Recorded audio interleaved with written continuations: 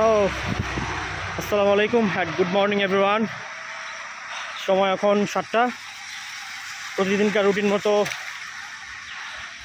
আমিও উঠে নেমে পড়লাম এক্সারসাইজ করার জন্য।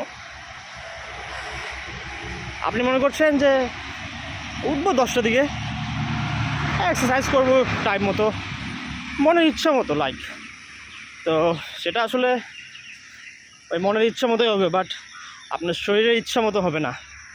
আপনার শরীরের দরকার আছে সকাল 6টা থেকে 7টা, 7:30টার মধ্যে একটা এক্সারসাইজ করা, 20 মিনিট। এটা আপনার কিডনিটাকে সুস্থ রাখবে এবং ডায়াবেটিস হওয়ার চান্সেসটা কমিয়ে দিবে।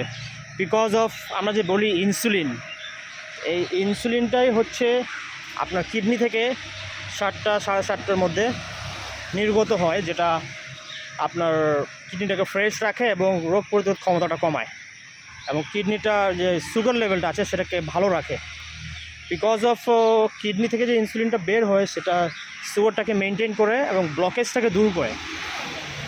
তো আমি মনে করি যদি ভালো থাকতে চান তাহলে আপনাকে সকালেই উঠতে হবে, এর কোনো বিকল্প নাই। আপনি মনে করেন যে দুপুরে এক্সারসাইজ করব কিংবা রাতে এক্সারসাইজ করব, হ্যাঁ করবেন, বাট আপনার শরীর যেটা চাচ্ছে সেটা হচ্ছে সকালে উঠে এক্সারসাইজ করা।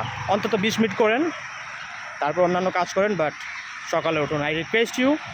So not only myself, আমার ভালো থাকার জন্য না, আপনার ভালো থাকার জন্য। বিকজ অফ বাংলাদেশে বর্তমানে যে অবস্থা, 35 আপ হলেই আপনার ডায়াবেটিসের সমস্যা হচ্ছে কিংবা হার্টের সমস্যা হচ্ছে। I am telling you like that, আপনার অল্প এজে আপনার টাইম ওভার, তো তা করা যাবে না। আমি মনে করি যদি ভালো থাকতে চান কিংবা লং টাইম সুস্থ থাকতে চান তাহলে everyday early in the morning, get up early in the morning everyday, সকালে ওঠার অভ্যাস করুন। তাহলে দেখবেন যে আপনি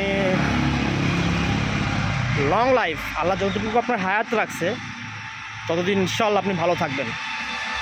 সো সকালে উঠুন এবং এক্সারসাইজ করুন এবং নিজেকে ভালো রাখুন। So bye bye, take care, have a good day.